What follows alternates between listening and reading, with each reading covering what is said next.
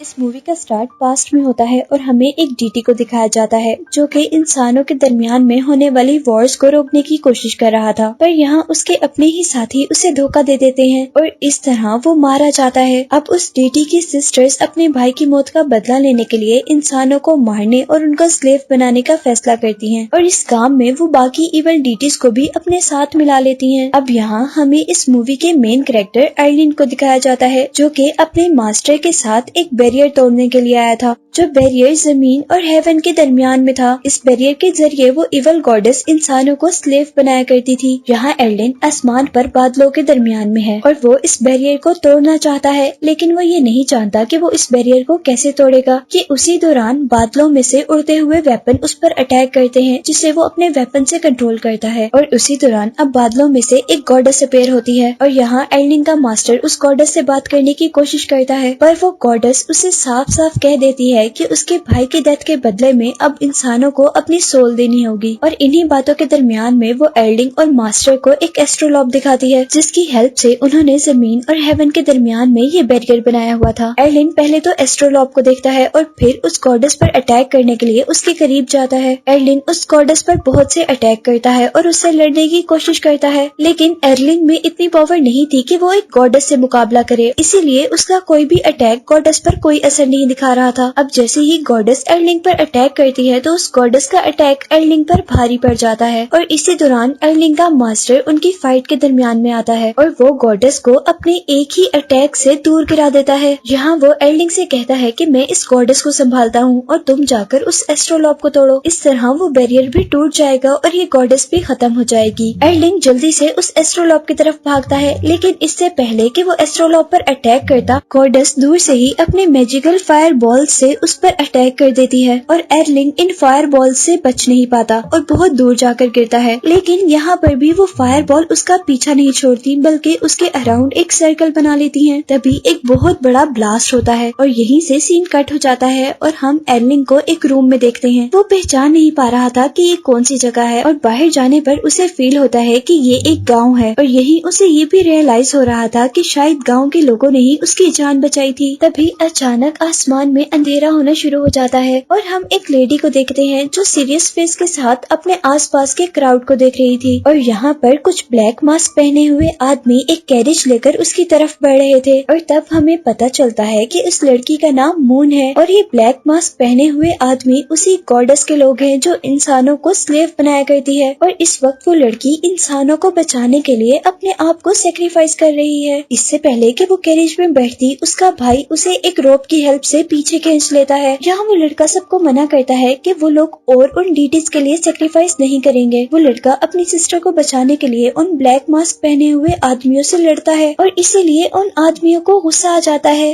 جس کے بعد وہ لوگ اپنی انرجیز کو کمبائن کرتے ہیں اور اپنے آپ کو ایک بہت بڑے مونسٹر میں چینج کر لیتے ہیں۔ وہ خوفناک دکھنے والا ڈیمن بہت زیادہ غصے میں لوگوں پر اٹیک کر رہا تھا۔ سبھی لوگ اس سے ڈر کر دور دور بھاگ رہے تھے اور یہ کریچر اپنے سامنے آنے والے لوگوں پر اٹیک کرتے ہوئے انہیں ہوا میں پھینک رہی تھی۔ اس سچویشن میں جب سارے بہت تیزی سے اس مونسٹر سے بچنے کے لیے بھاگ رہے تھے، تبھی مون کو ایک چھوٹی سی بچی روڈ پر بیٹھی ہوئی نظر آتی ہے۔ مون جلدی سے اس بچی کو بچانے کے لیے اس کے پاس جاتی ہے اور یہاں ہم دیکھتے ہیں کہ وہ ڈیمن بھی ان کے پیچھے آ رہا تھا، لیکن اس سے پہلے کہ وہ مونسٹر اس لڑکی پر اٹیک کرتا، یہاں پر ایرلین آ جاتا ہے اور ایرلین اس مونسٹر کو ایک زوردار پنچ کرتا ہے، جس کی وجہ سے وہ مونسٹر ہوا سے ہوتا ہوا بہت دور گرتا ہے اور ایسے وہ ڈریگن اور ان کی لڑائی ختم ہو جاتی ہے۔ مون جلدی سے اٹھ کر اپنے سیویئر کو تھینکس کہتی ہے، پر تبھی ولیج کا لیڈر ان کے پاس آتا ہے۔ وہ ان سے کہتا ہے کہ یہ خوشی منانے کا موقع نہیں ہے، بلکہ وہ گوڈس اب انکار کے غصے میں ہم پر بہت برا حملہ کرے گی۔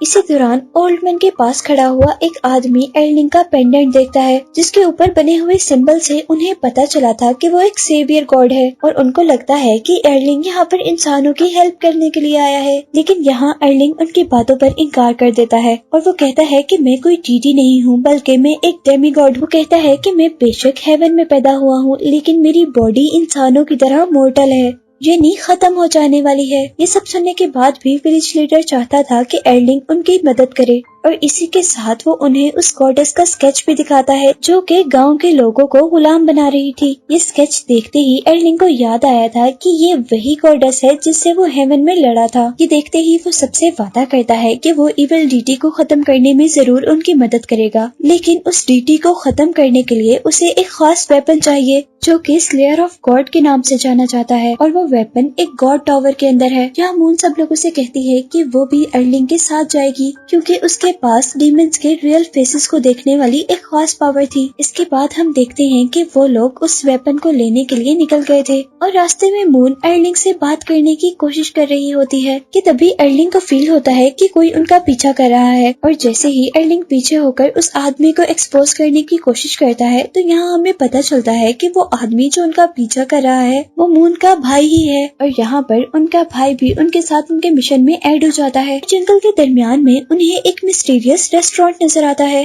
وہ لوگ اس ریسٹورینٹ کے اندر چلے جاتے ہیں جہاں پر کچھ لوگ کھانا کھا رہے تھے۔ وہ لوگ جا کر ایک ٹیبل پہ بیٹھ جاتے ہیں، اور یہاں سیکنڈ فلور سے ایک بہت ہی پیاری لڑکی باہر آتی ہے۔ وہ لڑکی ایرلنگ کے پاس جا کر ایرلنگ کو ایک ڈرنک آفر کرتی ہے، لیکن ایرلنگ وہ ڈرنک لینے سے انکار کر دیتا ہے اور عورت کو اپنے آگے کرتے ہوئے اس کا ہاتھ پکڑتا ہے کیونکہ اسے یہاں پر سب کچھ غلط لگ رہا تھا۔ اور تبھی وہ اپنے ساتھ مون اور اس کے بھائی کو بتاتا ہے کہ یہ سب ایک الوژن ہے کیونکہ یہاں پر بیٹھے ہوئے سارے کسٹمر ایک ہی موشن میں کام کر رہے ہیں۔ اسی دوران مون آنکھیں بند کر لیتی ہے کیونکہ وہ اپنے پاورز کا یوز کرتے ہوئے یہاں پر ڈیمنز کا پتہ چلانا چاہ رہی تھی۔ اسی دوران اسے احساس ہوتا ہے کہ اس کے سامنے بیٹھی ہوئی لڑکی کے پاس ماؤتھ نہیں ہے، یعنی اس کے فیس پر لپ ہی نہیں تھے، اور جیسے ہی اسے ریئلائز ہوتا ہے کہ وہ گرل ایک ڈیمن ہے تو وہ بہت زیادہ ڈر جاتی ہے۔ مون کے سب کچھ سچ بتانے کے بعد یہ ریسٹورینٹ اپنی اصل شکل میں ٹرانسفارم ہو جاتا ہے جو کہ اسکیلیٹن سے بھرا ہوا ایک اولڈ ہاؤس تھا۔ یہاں اب ڈیمن اور ایرلنگ کے درمیان میں فائٹ شروع ہو جاتی ہے۔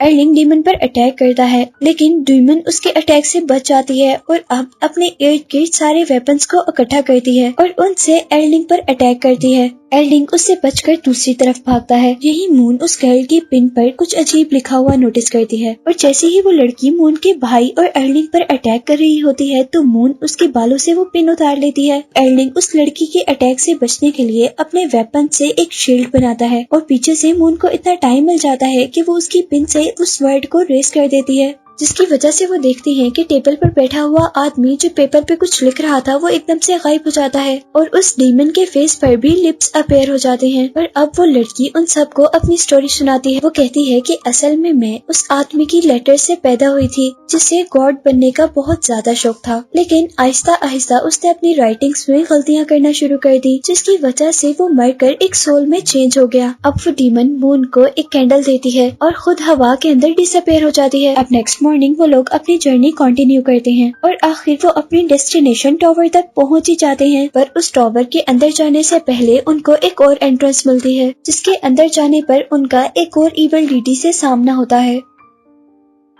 وہ ڈیمن ان سے کہتا ہے کہ ہم ایک گیم کھیلیں گے، اور یہ کہتے ساتھ ہی وہ پورے ہال کے اندر بمبو سٹکس کھڑے کر دیتا ہے اور ان کو بتاتا ہے کہ تمہیں اس گیم کے اندر میری سورڈ کو ہاتھ لگائے بغیر میری بیگ سے وہ سورڈ نکالنی ہوگی، اور اگر تم لوگ ایسا نہیں کر پائے تو تم لوگ پتھر بن جاؤ گے، جیسا کہ یہاں پر بہت سے لوگ پتھر بنے ہوئے تھے۔ اور اسی کے ساتھ وہ ڈیمن ان پر اٹیک کر دیتا ہے۔ مون کا بھائی اس ایریا سے نکلنے کی کوشش کر رہا تھا لیکن ڈیمن بہت ہی تیزی سے اس کے پاس آ رہا تھا، اور یہاں ایرلنگ اپنے ویپن کی ہیلپ سے اپنے ٹیم میٹ کو اس ڈیمن سے بچاتا ہے، اور جیسے ہی ایرلنگ اس آدمی کو بچاتا ہے تو وہ اپنی روپ سے اس ڈیمن کو ایک ٹری پر الٹا لٹکا دیتا ہے جس کی وجہ سے اس کی سورڈ نیچے گر جاتی ہے، اور اس طرح وہ لوگ اسے ہاتھ لگائے بغیر اس کی سورڈ کو کیچ کر لیتے ہیں، اور اس طرح وہ لوگ اسے ہاتھ لگائے بغیر اس کی سورڈ کو لے لیتے ہیں، جس کو لیتے ہی وہاں پر ایک پورٹل اوپن ہوتا ہے جو کہ ان کو نیکسٹ لیول تک پہنچانے والا تھا۔ لیکن اس سے پہلے کہ وہ لوگ نیکسٹ لیول تک پہنچتے وہ ڈیمن نیچے اتر جاتا ہے۔ اب مون کا بھائی اس ڈیمن کو روکنے کی کوشش کرتا ہے تاکہ ایرلنگ اور مون دوسرے لیول تک پہنچ جائیں، اور اتنے میں ہی وہ ڈیمن اس آدمی کو ایک پتھر میں چینج کر دیتا ہے جس کے ساتھ ایرلنگ اور مون دوسرے لیول تک پہنچ جاتے ہیں۔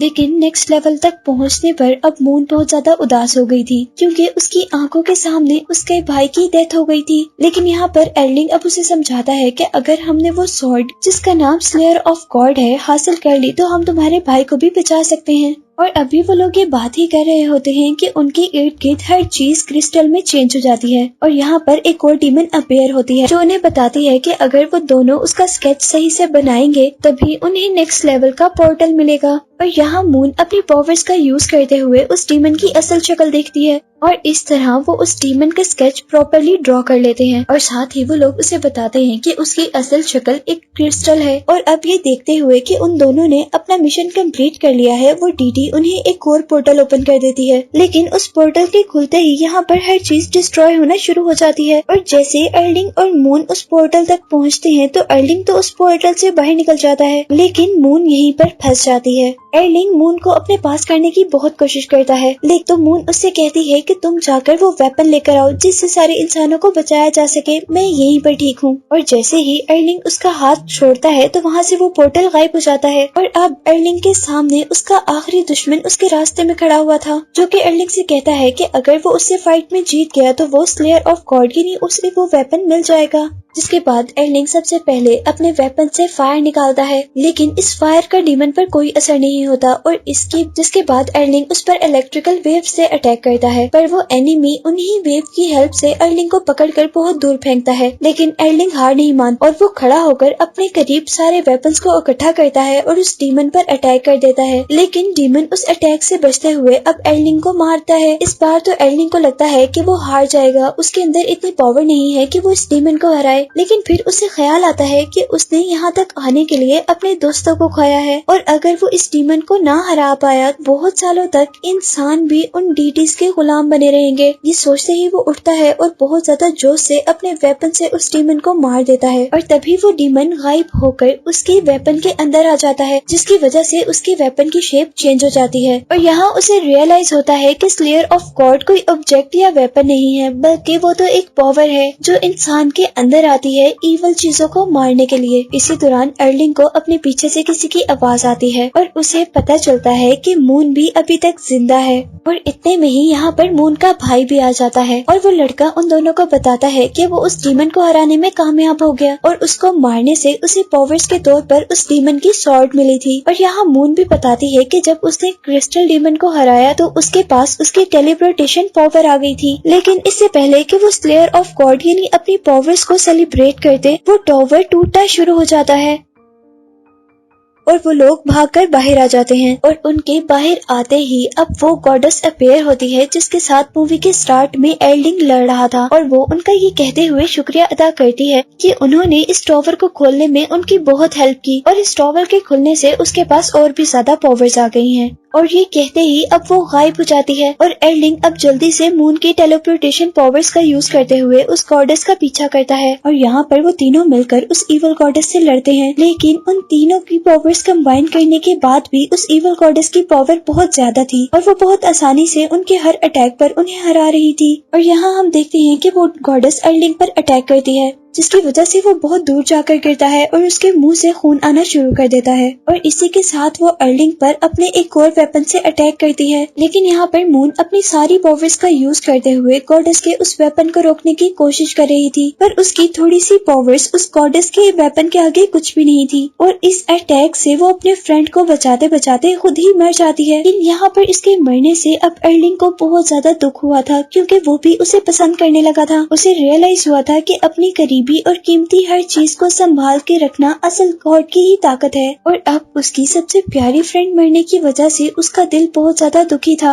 اور یہاں پر یہ درد اسے پاور دیتا ہے اور اسے ایک گاڈ میں ٹرانسفارم کر دیتا ہے، جس کے ساتھ اس کے فور ہیڈ پر اس کی تیسری آئی اپیئر ہوتی ہے، اور اب ارلنگ اپنا ویپن اٹھاتے ہوئے اس گاڈس کے پاس جاتا ہے جہاں پر بار بار گاڈس اس پہ اپنے ویپن سے اٹیک کر رہی تھی، لیکن اب ارلنگ اتنا پاورفل ہو گیا تھا کہ وہ اس کے ہر اٹیک سے بچ سکتا تھا۔ یہاں گاڈس اس بات سے پریشان تھی کہ ارلنگ کو اس کے کسی بھی اٹیک کا فرق کیوں نہیں پڑ رہا، اور اسی لیے اب وہ اپنی ساری پاورز کو اکٹھا کرتی ہے اور پھر وہ ارلنگ پر اٹیک کرتی ہے، لیکن ارلنگ اس اٹیک سے بھی ایزیلی بچ جاتا ہے، اور اب یہاں پر ارلنگ زور سے اپنے ویپن کو زمین پر مارتا ہے، جس کی وجہ سے یہاں ہر چیز ڈسٹروائے ہو جاتی ہے، और फिर वो मूवी के स्टार्ट में दिखाए जाने वाले एस्ट्रोलॉब की तरफ जाता है और जैसे ही वो एस्ट्रोलॉब को निकालता है तो यहाँ पर उस गॉडेस की दूसरी सिस्टर्स भी आ जाती हैं। एर्लिंग जल्दी से उनको मारने के लिए आगे बढ़ता है, लेकिन वो तीनों अपनी पावर्स को कंबाइन करती हैं और अपने आप को एक बहुत बड़े गॉड में चेंज कर लेती हैं। अब एर्लिंग अपनी तीसरी आई के लेजर पावर का यूज करते हुए उस मैसिव क्रिएचर पर अटैक करता है, जिसकी वजह से वो तीनों गॉडेस अब अलग-अलग होकर दोबारा जमीन पर गिरती हैं। और जैसे ही एर्लिंग उन्हें मारने वाला होता है तो यहाँ पर किसी और की एंट्री होती है और ये ओल्ड मैन वही एर्लिंग का मास्टर था जिसे हमने मूवी के स्टार्ट में देखा था, और वो इन तीनों गॉडेस को एक पेपर के अंदर सील कर देता है तब तक के लिए जब तक उन्हें अपनी गलती का एहसास ना हो जाए, और उसे कहता है कि तुम्हारे पास जितनी ज्यादा पावर्स हैं उतनी ही ज्यादा अब तुम पर रिस्पॉन्सिबिलिटीज भी हैं। जिसके बाद अब एर्लिंग दोबारा उस विलेज में जाता है जिस विलेज को हमने मूवी के स्टार्ट में देखा था, और यहाँ पर वो अपनी फ्रेंड को याद करते हुए उससे प्रॉमिस करता है कि वो उसे नेक्स्ट लाइफ में जरूर ढूंढेगा। और इसी के साथ ये मूवी यहाँ पर एंड हो जाती है।